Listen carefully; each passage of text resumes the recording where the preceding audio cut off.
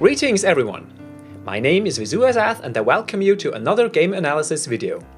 Today I will cover the artwork shown at the Final Fantasy VII section inside of the Final Fantasy 30th Anniversary exhibition called Farewell Stories. I know, I'm way too late again with covering Final Fantasy VII Remake material. This video was supposed to drop during May 2018, but before completing it I took a break for personal reasons and haven't managed to get back into it until recently. The whole script was already recorded last year, so keep this time gap in mind. With that disclaimer out of the way, let's continue with the video. Nobody was allowed to take photos of those 8 artworks at the exhibition. You can even see the no photograph signs in one of the pictures. Square Enix even published a tweet asking the people on the internet to stop spreading those photographs. Of course, some fans weren't happy with that either. Even though I'm not the one who leaked those images, I'm kind of putting myself into the crossfire by making and publishing this analysis video. But news sites such as DualShockers and Nova Crystallis already covered the leak, which originated on Twitter, so I'm just one of those redistributors. Let's just hope Square Enix doesn't get wind of this video. This time, things will be a little bit different than my previous analyses. How, you ask? I have a guest on board. Someone who I've credited a couple of times already in my 2 PSX 2015 trailer analyses. He goes by the name of ChipNoir and has volunteered to help me out on this one. So, Chip, would you like to introduce yourself before we dive into the juicy stuff? Thanks, Viz. Hi there, folks. Some of you might recognize me in various Final Fantasy VII related communities, ranging from the live stream and the Final Fantasy VII Remake Reddit. I'm happy to lend a hand wherever possible during this long waiting period. With that said, let's get this show on the road. Okay, here's how this collaboration works. We'll take turns analyzing the individual artworks. I'll tackle North Edge Station, Aeriths' home, the sewers, and President Shinra's office, while ChipNoir will take care of the church, the destroyed freeway through Sector 6, and the Sector 7 pillared platform. To round up this analysis, we'll share a few words about the Avalanche members Biggs, Wedge, and Jesse. Now, without further ado, let's dive into this artwork analysis. I'll start with North Edge Station. When comparing the artwork with the original game and the PSX trailer, it seems to be a blend of both with a few new design aspects. To make things easier, let's go through all the details one by one. Buildings on the left are generally designed the same way as in the original. A still shot of the intro cinematic when the train arrives at North Edge Station provides the best view on those barrack-like buildings where the render image on the platform only shows the bottom half. Those curved rooftops, the gables bearing those wooden struts and the 2 doorways on the front side are the main similarities. They even included the same designation 1-0B. However, when looking at the details, several differences become apparent. The door structure differs and those black-yellow stripes are missing. The original render also presents metal grates barring off the doors. On the other hand, it lacks the lights above the doors, which seem to be a new addition to the artwork. Those buildings are also there in the PSX trailer, though we get only a glimpse at the last one that's been shifted further back compared to the other ones, and which is partially covered by that solid metal fence in the front. Still, we can spot the curved rooftop and both doorways, also lit by some sort of light, just like in the artwork. Speaking of the fence, there's a notable inconsistency between all 3 instances. The PSX trailer has a rather thin but solid fence with a railing on top. The original render and the intro still shot show one massive metal sheet connecting the second to the last building with a station exit block. In the artwork, there's no fence to be seen. Either it's just covered by the building in front, or, as a closer inspection reveals, they completely removed that last building with the fence. There seems to be no gap between the station exit block and the building with the curved rooftops. Shifting our eyes just a little bit to the right, we can see 2 crates lying in front of the station exit block. This is another inconsistency across all 3 versions in this comparison. Those crates are placed in front of the metal fence in the PSX trailer and are completely missing in the original render. The next object has a little more consistency. The red signal is present in all 3 reference images, although the exact position differs. It's closer to the train track in the artwork, closer to the station exit in the original render, and somewhat in the center in the PSX trailer, which also contains a second red light, as if a single one is not enough to signify the end of the road. There's even another addition in the PSX trailer, a cross-shaped sign bearing black-yellow stripes. I'm not really savvy in train track signs, so I'll leave it to you guys to make sense of that one. My point is that it's only present in the PSX trailer. It seems the artist of the exhibition artwork took more inspiration from the original render than the 2015 version of the game. Or maybe the artwork precedes the PSX trailer and CyberConnect 2 took the liberty to add stuff on their own accord, probably one contributing factor of Square Enix's choice to sack them from the project. Anyway, back on track. In the artwork, we clearly see several pipes running along the back wall behind the station exit doorway. The original render doesn't have any of those, and there's too much smoke floating around in the PSX trailer to see anything. Or maybe there really aren't any pipes at all, just like in the original render. Now on to the previously mentioned exit doorway. Its arced structure remains consistent across all three versions. However, the original design is purely flat, while the artwork and the trailer both present a rectangular protruding casing for the arced doorway, which also consists of a bricked border. The original has only a simple arced hole in the stonework. Another difference between the original render and the other two versions is the lights. The original render has two faint lights on either side of the doorway, and one in the rear corner, but that one doesn't count. The PSX trailer and the artwork, on the other hand, both have rather strong spotlights in top of the arced doorway, flooding the ground in front of it. Let's have a look at the train station next. In the original game and the PSX trailer, the train wagons look very similar, a true HD update. The artwork's artist, on the other hand, seems to have completely ignored those designs. The whole structure on the side is missing. The artwork also presents the train in black instead of the shades of grey and brown prevalent in the original design. Furthermore, the bottom part looks much more compact and narrow. At least the railings on the top have been preserved. I can't say much about the locomotive, since it's hard to make out any details.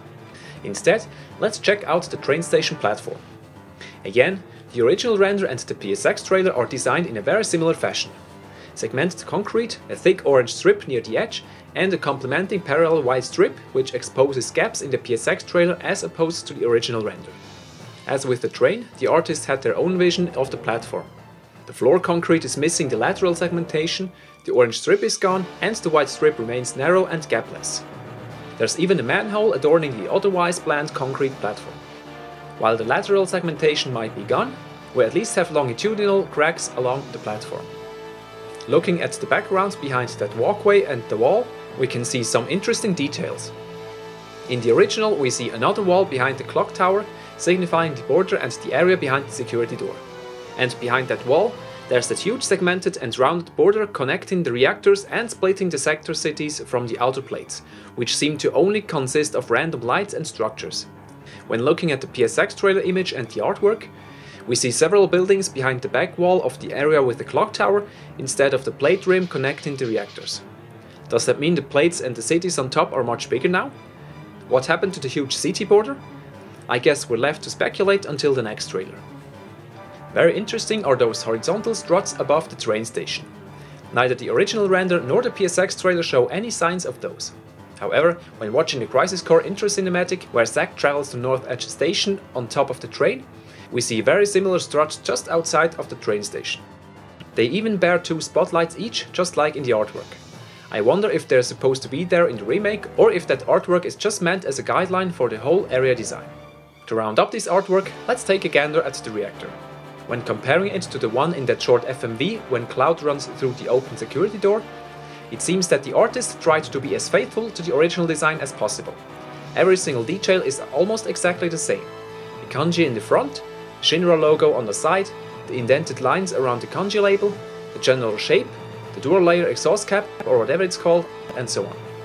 The only real difference is the smaller border around the kanji label in the artwork. That's about it. Huge props to the artist there. You know, I find it really interesting that there's a huge sense of cohesion in these images. We can now completely visualize the route taken up to Reactor Gate without any breaks for transitions, aka no more blank loading screens and coming out someplace completely different. It's also going to be very interesting to turn around and look at some of these places where we only had a forced perspective camera look at them. So, what are your thoughts on that? That's something I'm really looking forward to in this remake. Seeing all those familiar places from different angles and explore those corners which weren't visible in those static 2D background images. How does the area beyond the train station, where the train came from, look like? What's the design and layout of the train station's interior between the entrance and the exit above like? Can we look up at the cloudy night sky with those ever patrolling helicopters? Anyway, that's it for the first artwork. Now I'll pass the ball to ChipNoir and let him tackle Aeriths Church. Chip, you're up. And now we have Aeriths Church, quite possibly one of my favorite locations. This is kind of one of the most iconic locations as well in Midgar, having appeared in nearly every Final Fantasy related piece of media since the original, including Advent Children, Before Crisis, and a heck of a lot in Crisis Core. Great game, by the way. While aesthetically this is mostly the same, with the recognizable elements of the pews, pillars, pulpit, banners, stained glass windows, there are a few elements that do not exist in any other version of the church to date. For one, we can see that there's a chandelier that's fallen in the far left field, whereas the original version had a missing chandelier in the middle right row that is completely unaccounted for. Likewise, there are pieces of destroyed wood that are either broken pews or fallen timber in relatively similar places, but the placement is not one for one. Among the debris we can see another very vividly red length of cloth, similar to the banners at either side of the pulpits. This is a new element that might have implied that there was even more decoration to the church that's been lost over time due to abuse and neglect. The running theme of this concept art is that they're definitely keeping true to the spirit of the locations, but also taking liberties with the composition of said elements, rearranging and adding as they see fit, rather than keeping 100% complete coherency with either the original game or the compilation, which I think is good. I don't want this to be completely predictable. Of course, we can't move on without pointing out that Aerith is just visible among her flowers. Fun fact, the flowers have been easily identified as lilies since Advent Children, and have been a consistent bit of symbolism right up to the current remake trailers. Lilies are a very meaningful flower, most notably used in funeral rites. A bit telling, don't you think? Wow, I never thought about that. Very subtle but effective foreshadowing. What I'd like to point out is the pair of doors encasing the religious symbol in the middle, which is exactly the same as in the original, just less tall. The right door cannot be seen in the original render due to the bright lighting effect, but the left one is either open and just out of view or missing entirely. The big difference, however, is the shape. If there is a door in the original render, it's clearly shaped like a rectangle and fills out the whole doorway. In the artwork, it's arced and much smaller, so it doesn't fill the whole inset rectangle underneath the red banner like in the original. In contrast to that, they retained the design of the glass window as they bear the exact same color scheme and seem to have similar shapes and patterns. I wonder if we'll be able to find some Easter eggs among the imagery in the final game. Okay, that's it from my side. On to the next artwork. Like the church, Aeriths' home is another example of a faithful recreation. While certain details are different, the overall layout and design is very much the same as in the original renders. The brick design on the floor, while not identical, compares well enough and gives off the same feel. The living room itself also looks much bigger and less claustrophobic in the artwork, which I like very much. The draped window on the right is permeated with green light, just like in the original. It has been shifted to a different side of the building, however, possibly to the front, right beside the entrance. If I'm right, the entrance door received a redesign to look more like a normal rectangle one with a segmented window. If you look closely, you can spot two handles near the bottom of the windows, which is an indicator for a double-winged door. The doormat in front of the assumed door also contributes to the notion of it representing the entrance door. The original had the door and the stairs on diametrical opposing sides, which would be the case here as well. The wall, which bore the green lit window in the original render, cannot be seen here due to the cutout aesthetic of this painting, just like the ceiling isn't visible in the original render. Which is unfortunate, though I assume we're only missing out on some furniture adorned with flower vases as seen in the original here. The interior lighting suggests the absence of a window on this side, unless its shutters are closed. Okay, let's check out the center of the living room. Again, the general look and feel remain the same, but the details differ. The tablecloth only covers half of the table and the chairs received a structural redesign. At least the table shape remains the same, and it also still has the same tea service and flower vase on top.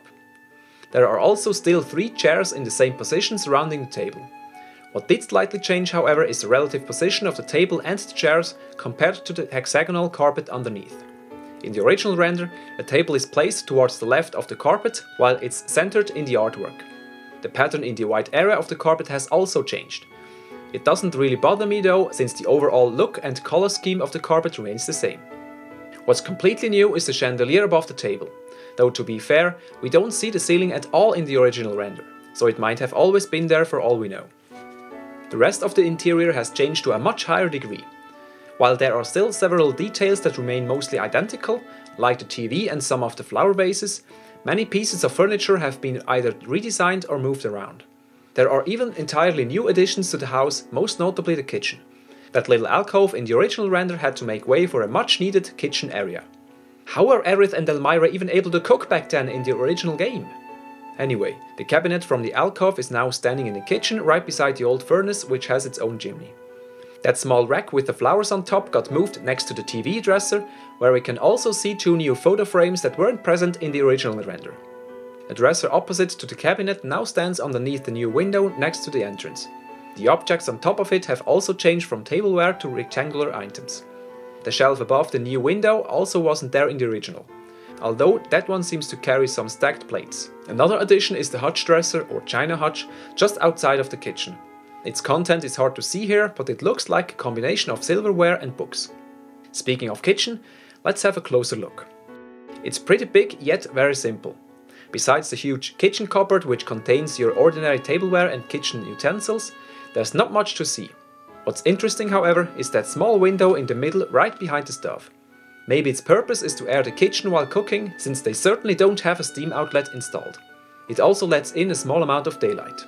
And last but not least, we get treated with our first real look on Remake Aerith, which seems practically identical to her original design. The pink ribbon, her hairdo, the crimson jacket, the pink dress and the bulky brown shoes, even down to her infamous behind. The original things missing are those huge bangs that even trump those of Sephiroth. I shouldn't read too much into it since it's just an artwork, from behind no less. Also new are those electric lanterns hanging from the kitchen ceiling. I say electric because of those obvious cords leading away from them. The chandelier is also supplied with one. The light on the wall behind the stairs is the only one without an exposed cord. The stairs in the back generally look the same, but instead of just one flight of stairs, it now consists of 2 with a mid-floor section in between, where there's also a new mirror standing on the wall. Another change is that the lower flight of stairs is closed underneath, possibly for additional storage space. The upper flight of stairs seem to hang in the air, just like in the original, though there seems to be a door underneath. I can spot a small window and something that looks like a doorknob. It either leads to another storage room or it's the back door leading to the garden.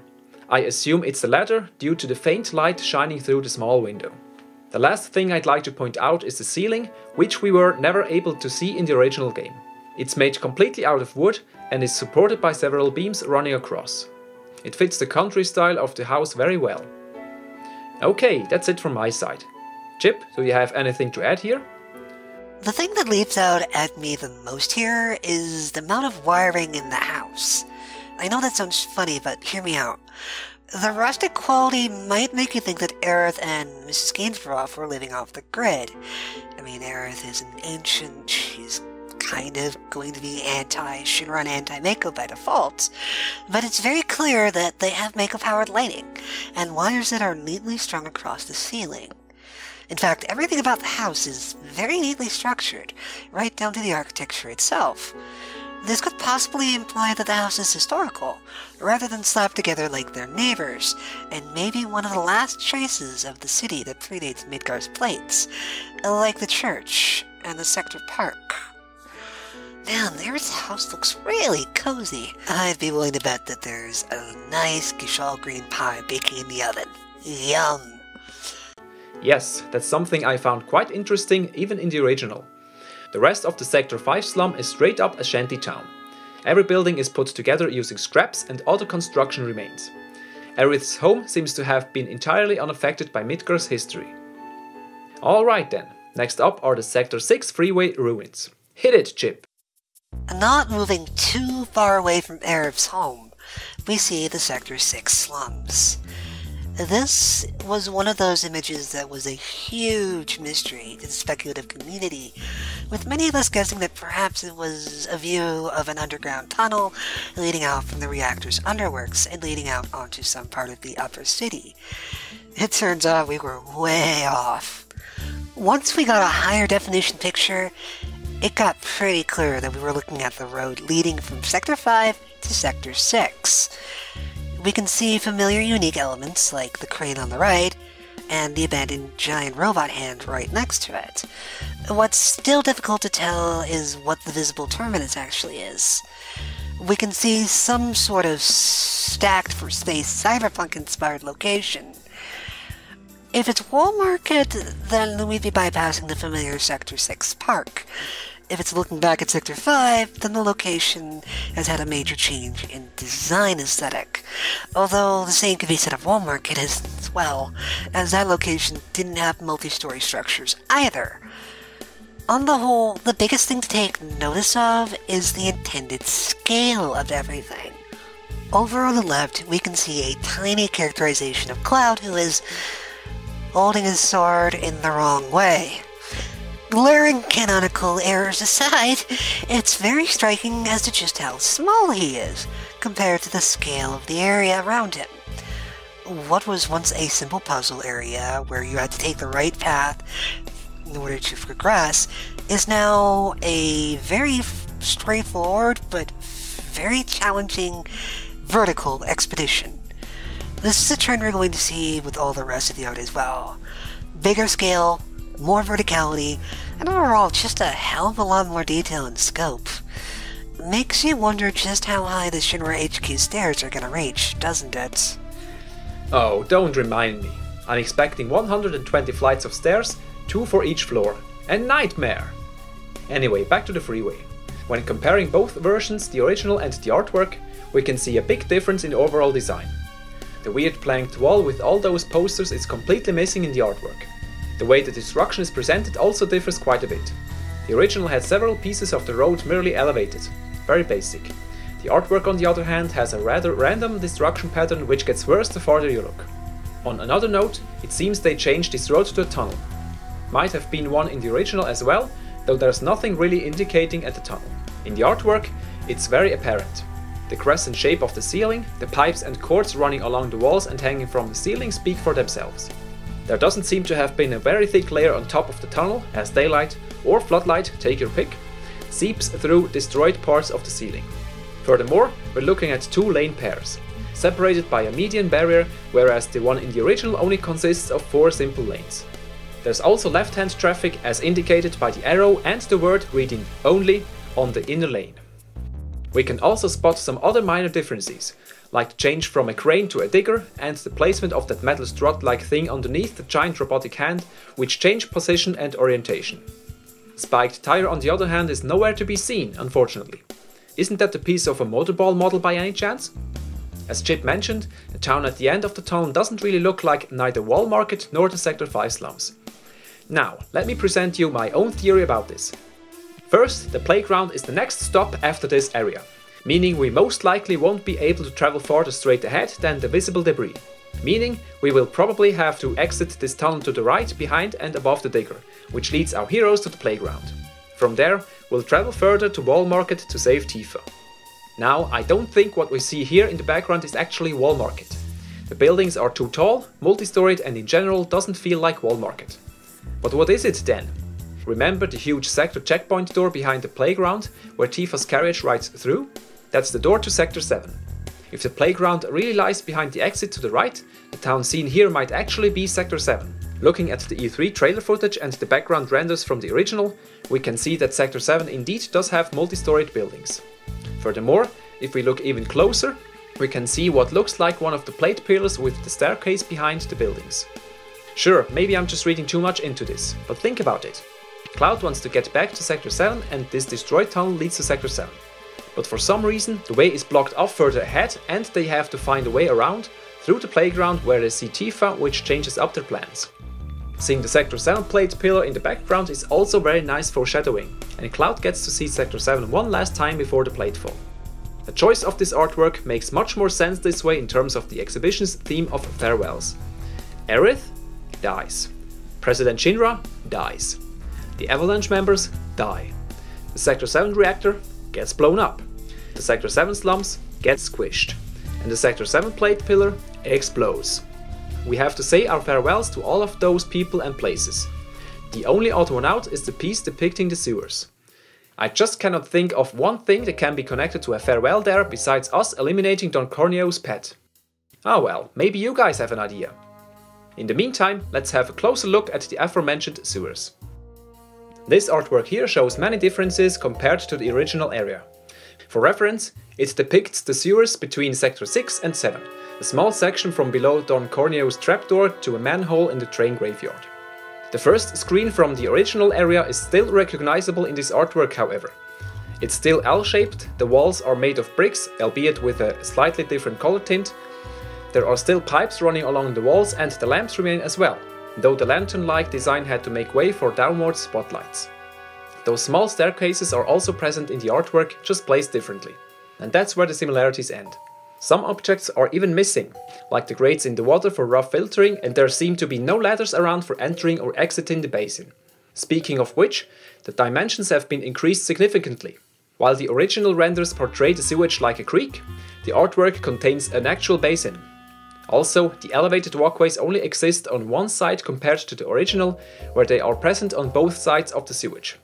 In addition to that, the walkways now also bear railings for further security, or to prevent the player from falling into the basin. We can also see several pillars supporting the ceiling. Those are also absent from the original renders. There are 3 more new things in the background. The most obvious one is the doorway, possibly leading to the second part of the sewer area. In the original, Cloud and company had to jump down a duct to reach their second screen.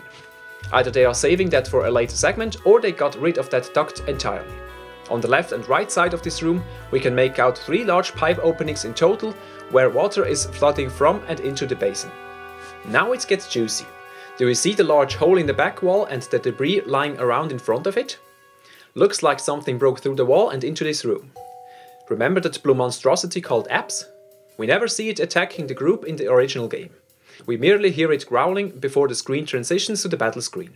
But since there are no such limitations, either graphically or in terms of space, Apps will most likely break through that wall, making a smashing entrance.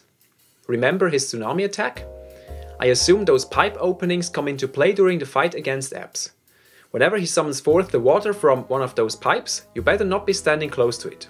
Instead, you're probably encouraged to push Apps close to the pipes when the water comes gushing out, damaging him and maybe even stun him for a little to allow for unleashing unbroken and devastating combos upon his noggin. I really hope for such boss gimmicks which encourage weakness exploitation and discourage brainless button mashing through blocks, dodges, parries, counterattacks and other countermeasures by the enemy to break free of combo attacks and punish cheap tactics. Anyway, back to the artwork. As in the Sector 6 Freeway ruins, the artist included Cloud here as well. Even though he's closer to the viewer, we don't see much of him. Nonetheless, the visible details are quite accurate. The pauldron with its 3 signature screws, Cloud's distinctive gauntlet, the suspenders on the back holding the soldier belt in place, and of course Cloud's infamous hairstyle. However, the spikes are much less ostentatious and more realistic. It's just a rough representation of him, as it is common for artworks with small character inclusions, so I'm not too worried about a drastic redesign. Only the sword has me confused a little. If it is meant to represent the Buster Sword, the artist didn't care much about accuracy. The guard seems too narrow, the handle too short, the blade not pointy enough and the angles on the front part are off. Not to mention the small size of the blade, which also has this weird inset area in the middle. This is strange, as the depiction of the Buster Sword in the Sector 6 artwork is very accurate. It is possible, however, that this sword is meant to be the Hard Edge, Cloud's second most famous weapon. Remember this render of Cloud on the Hardy Daytona wielding the Hard Edge? Still, its flat tip is completely straight and not slanted like in the artwork, and the guard also seems bulkier than presented here. In any case, take it as you will. He's holding a sword, that's enough. The last thing I want to mention is the light shining through the ceiling. The original renders never imply daylight seeping through from above, which is why this addition strikes me as odd. Although, such changes are not at all surprising if you think about it. It's a remake and the locations are bound to look different, especially due to the change in scope. Bigger areas also mean bigger variety to prevent repetition and boredom. Anyway, why is there daylight shining through the ceiling? either because it's broken, like most of Sector 6, or the ceiling up there simply consists of grates acting as a drain for rainwater or other nasty fluids. Although, when looking at this part in the front, part of the ceiling looks broken. I guess we'll see what the deal is with that ceiling in the final game. And that's it from my side. Any thoughts on this smelly underground business, Chip? This brings up some interesting ideas about environmental hazards. We're in a sewer. It's full of water. Wouldn't that cause some problems for mobility? I mean, ick factor aside, it's obviously going to slow you down. Also, if you squint into the background, it almost seems like there's a collapsed walkway, or possibly an accordion-style bridge that is in closed mode. Could we potentially be seeing the first hints at puzzle-based exploration? Or walled-off areas to navigate by skill or learned abilities? Interesting ideas. Impaired movement while in water could provide another layer of depth, especially in the battle against Don Corneo's pet, Ebbs. That brings me to another question. How deep is the sewage anyway? Just knee-deep, or do we have to swim through? In any case, as Chip mentioned, I also think that we will have to solve some sort of environmental puzzle here, either before or after the battle. What I first considered a staircase now clearly looks like a foldable ramp of sorts, which might be retracted upwards at first, and we'd have to make it swing down in order to climb out of the water. In any case, we've been talking enough about the stinky sewers, so let's change up the tapestry. This is a strange and wonderful place. Said the one guy was possibly enjoying a little too much personal time in public staring at the pillar. I'm not gonna judge. This area, I'm sad to say, could use a little bit more definition. We can see a lot of the detail in the main area, and there's a lot to look at. But the background details leave a lot to the imagination. We can figure out the angle thanks to the two strange devices on either side of the pillar control core, which means that the pillar is to the left. A dramatic change from the original, the Pillar Prime is now made up of metalwork and more high-tech junk, whereas the original was entirely encased in some sort of concrete slab. There's a lot more defined tech-looking stuff on the control panels, and a more distinct feeling that this is connected to the pillar through wires of unknown origin hanging off the periphery of the image. The entire platform is much larger and will likely be playing a lot of cat and mouse with Reno in the confrontation with him. Yep, the battle against Reno could turn out rather interesting in an action-based battle system. I did also notice another change. In the original, the platform describes a perfect circle. Not so much in the artwork here. There's a rectangle side path breaking up the circle. When looking closely, we can make out a short walkway to a service door that leads directly into the pillar. Upon further inspection of the center, we can witness again their new design philosophy of staying faithful to the core elements but taking liberty in the details. The circular array of consoles around the center is almost identical, and so is the general build of the pillar, like the middle piece and the upper segment, especially when looking at those green lights. However, they added a lot more details like those additional support struts and metal construction around it in general. I'm really looking forward to this part of the remake. It's bound to be a much greater and more epic battle, and most of all, we'll be able to enjoy a phenomenal vista across the slums of Sector 7 and the adjacent sectors. This artwork already shows a glimpse of what to expect, even though we're just looking at the blurry conglomerate of colored shapes. Alright, here comes the last location-based artwork. Are you ready? This one has departed quite a lot from the original design, but even so, I think it's to its benefit. The original design of President Shinra's office floor feels too bare, too open, too sterile, and quite inconvenient for meetings if you ask me. Also, the pattern on the floor doesn't make any sense. It's just there to fill the huge open space and make up for missing meaningful details. That's my interpretation anyway. So, looking at the new version of his office, it looks and feels more pompous, intimidating, and coherent. Thanks to the marble imitation of a red carpet, the general straight lines, and the closed array of pillars on either side, visitors are funneled much better towards the desk. In the original office design, visitors can stand anywhere. There are no clear boundaries beside the desk itself. The artwork even incorporates steps around the desk area to elevate it further and provide another type of boundary. When looking closely, the pillars closest to the desk are still much farther away compared to their counterpart in the original render. To make up for that, The artist decided to put plants, palm trees specifically, on each side of the desk where those two pillars reside in the original. The palm trees are not the only plants in the office. Each of the pillars, barring the last two, is adorned with fern-like greenery to further display President Shinra's wealth. Due to heavy Mako absorption, a huge area around Midgar has been laid bare, leaving behind a wasteland of rock and dirt. In and around Midgar, plants and greenery are a rarity. Beside Aeriths Church and her garden next to her house, I don't remember seeing any plants anywhere in Midgar. Something that remained the same is the reflective ground. Although the original seems to be made of granite, while the artwork alludes to a marble floor. Okay, let's now focus on some of the details seen in this amazing piece of art. Besides being positioned slightly differently, the pillars also received a heavy redesign. The base changed from a low, broadened encasement to a full black marble block, covering the lower quarter, adorned with 4 golden lines reaching all the way around, which can also be found on the arced beams connecting the individual pillars on either side. The pillars opposite of each other are also connected with the same type of arced beams, just without the golden lines. In the original render, those arced beams exist as well, but with much less detail and feel like they're mostly there for static support than anything else. Looking at the artwork again, it looks and feels like a straight hallway towards the desk, even if there's much more space behind the pillars. The center part also exposes more details, such as intricate patterns at the front and some kind of fluting on the sides. In addition to that, each pillar was given only one light source compared to the original, where the ones in the center have one on either side. I think this change has the purpose to only light the pathway towards the desk. The area behind the pillars is not meant to draw any attention.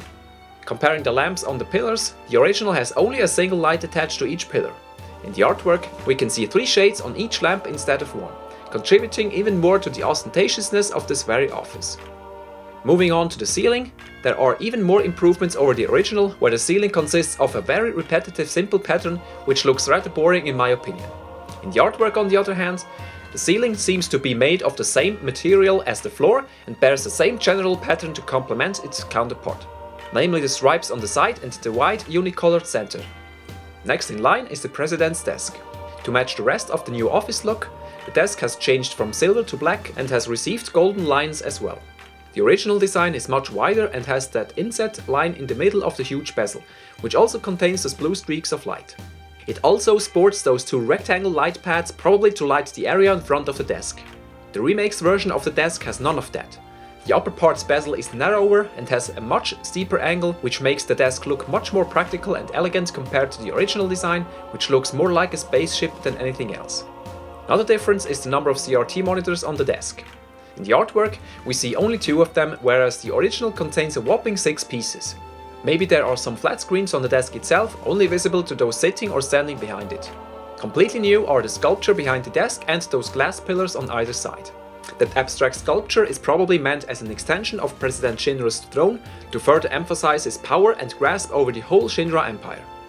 Fun fact, when I saw the blurry version of this artwork for the first time, I could not help but seeing Vegeta instead of this abstract sculpture. Can you see it too?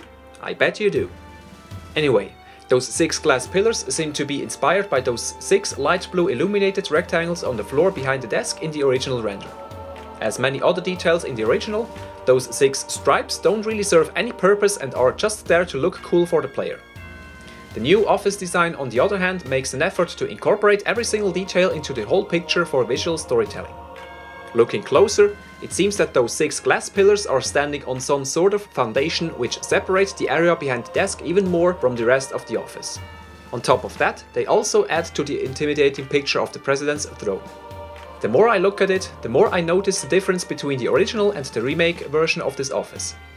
The original was focused on technology, a futuristic look, and showing a clean but cold and dead office space. The latter fits President Shinra very well. In the remake design, on the other hand, it looks very much like a king's throne room. The fake red carpet, the elevated desk space, the huge throne-like structure behind the desk, the plants, the pillars, the marble floor and ceiling. There's much more emphasis on wealth and ruling power than on technological advancement, which I quite like. It fits his ego and the setting much better in my opinion. Another thing that underwent significant changes is the window wall around the office. In the original, it is much more laden with concrete and has pillars instead of those broad metal dividers supporting the glass front in the artwork. This grants a much better panorama view of the outside world. However, instead of huge windows, we now have a grid-like and square-shaped segmentation. Those red light panels covering the lower half of the thick struts are also another new addition. Moreover, the window walls in the original were completely flat compared to the remake's inward-sloped upper half. Furthermore, instead of the polygonal structure of the original office, we're now looking at a nice oval office. I wonder if that obvious similarity has been done on purpose. What I also like is that we now actually see Midgar behind the glass wall. In the original, all we saw was a pitch black and reflective surface. Nice touch there. Another very cool detail is the integration of the signature Shinra chopper hovering just outside of the office window. To round this up, let's have a look at the remaining details. There are 3 people in total present in this artwork. The first one is of course President Shinra himself, sitting on his office throne with his hands folded in front of him. The person next to him looks like Heidegger with his opulent stature, the green coat and the black beard. We never see him standing behind the desk in the original, so I wonder if that's just a random choice by the artist, or if this is actually a snapshot of an existing scene within the remake. The third person present is most likely Reeve standing in the hallway in front of the desk, or to be precise, in front of the platform where the desk stands on top of. I'm putting my money on Reeve because there's a scene in the original with Reeve talking to President Shinra in his office, where Heidegger is also present. His head kind of looks like the one from Root, to be honest. But as we've seen with Cloud, characters in environmental artworks are usually not very detailed, especially when shown from behind. In addition to that, I can't remember a scene where Root was present here without any of the other Turks. However, as mentioned before, this could be depicting a completely new scene, so I guess everything is still up in the air. Now, are you ready to have your mind blown? Take a very close look at those 2 flat screens on the pillar closest to the desk. What do you see? I know they are very blurry, but if you've seen all my previous analyses, you might recognize those images shown on those monitors. Okay, here it comes. Both represent still images from the E3 2015 teaser trailer. No, really, look closer. The right one shows a shot with skyscrapers, pipes, upper plate architecture and highways in the background. Here, let me sharpen up the image a bit. See? And on the left, we have a still shot of the scene following immediately after, where we see the highway infrastructure, and which also contains the Valentine poster Easter egg featuring Ayabrea from the 3rd birthday PSP game. Let me sharpen up this image as well, just for you. Here you go. Pretty awesome, right? Either this is just an Easter egg, or maybe it's a sign that we'll see elements of that teaser trailer in the remake, like the skyscrapers and the highways. In any case, I'm looking forward to future trailers. Okay, I think I've exhausted this artwork to the last drop. I could be wrong though. Chip, do you have anything to add here?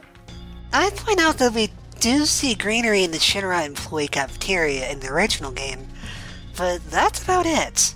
I did find it a bit strange that that was the only place in Midgar besides places related to Aerith that had any sort of plant life. And it does make more sense that someone like President Shinra would keep such a luxury to himself rather than waste it on employees he clearly doesn't care about. Makes me wonder if there's going to be other places with greenery that are reserved for the rich class of lead of the higher number sectors. Good catch! I completely forgot about the giant tree in the middle of the recreational floor. There are also a few plants on the 2nd floor above the front entrance, but besides those mentioned areas, there's not one single plant to be found in and around Midgar. We're now theoretically finished with the analysis. However, there's still one artwork left, and that's the one with the Avalanche members Biggs, Wedge and Jesse. Since I covered them extensively in my PSX 2015 trailer analysis part 1, I thought of skipping this one, but for completion's sake, I won't. Still, it will be a very short segment since I don't feel like repeating everything again. For those who haven't watched the previously mentioned analysis yet, now is the time to do so by clicking or tapping the info card icon on the top right. Alright, let's do this. I'm going to start with Wedge. I'm pretty sure this artwork has been done before they created his 3D model for the PSX trailer, since both look very similar. I can't make out any inconsistencies or differences. The 3D models did a great job converting him from 2D to 3D. Comparing Roberto Ferrari's artwork to the original one here, we can see the faithfulness. There are only 2 significant changes. The shoulder guards are made of 4 segments in the remake version, in contrast to the original, where it consists of only one single metal plate. The second change is the second metal strap reaching around the heel that seems to be missing in the remake design. But apart from those 2 changes, and the fact that the new design looks less cartoony and more realistic, at least concerning human proportions, he looks like the Wedge we all love. Now on to Biggs, which will be covered by ChipNoir. Oh my goodness. Thank you, Square. Man, I can enjoy. Ahem. All drooling aside, this is some very nice concept art by Roberto Ferrari, who's supposedly going to be handling a majority of A and B list NPCs. Although new to the Final Fantasy franchise, Roberto Ferrari has been a valuable asset with his work on Final Fantasy XV, and is proving to show a very loving hand with adapting characters faithfully to modern levels of detail. Once you peel away your eyes from Biggs' assets, you can see that he has art of him both equipped and unequipped. Could this possibly imply the characters will have scenario-appropriate attire changes? Either that or the gearless versions are made solely for the modeling and texturing department, since they need to create the different layers individually to produce a coherent whole. Although I can picture the Avalanche members without their weapons, ammunition belts and straps sitting around the table in 7th Heaven taking a load off after a mission. Last but not least, let's have a quick look at Jessie. As with Wedge, the 2D design and the 3D model look almost identical in terms of details. I also covered her extensively in my trailer analysis, so let's skip this here. But for thoroughness' sake, I'll point out the differences between her old and new artwork. In general, everything seems to look the same, barring a few details. Her gloves are much shorter than in the remake design, which added those dark grey fabric gauntlets to cover up her lower arms and thus make her arms look less bare and boring. This wasn't an issue in the original due to the different proportions. The second difference, which is more significant in my opinion, can be found on her lower legs. Where she sports a pair of light grey socks, her remake version now presents a pair of metal greaves. On top of that, her shoes are now covered with metal plates to protect toes and heels. I suspect that shoe and greave are combined into one single piece of armor here. We've seen Wedge from behind in the trailer already, so his back shot is nothing new. Jessie, on the other hand, we haven't seen from behind yet. Now we know how her torso armor looks from behind. As mentioned before, we can also see the plated heel on her shoes. Anyway, this wraps up our analysis of those 8 artworks shown at the Final Fantasy 30th Anniversary Farewell Stories exhibition. Thank you, Chip, for your invaluable contribution, and I'll be looking forward to future collaborations. I hope you enjoyed our take on those images, and we'd love to hear your thoughts about our in-depth analysis. Let us know if there's something we missed, misinterpreted or got flat out wrong. You're also free to disagree with us and share your counterpoints. Let's have a discussion in the comment section down below. That being said, thank you all so much for listening in, and I hope to see you again in the next video. Thanks for having me on your show, Viz, and I look forward to working with you again. As for everybody else who listens, like, subscribe, and stay tuned for more stuff. We're all looking forward to an awesome year for Final Fantasy VII, fingers crossed.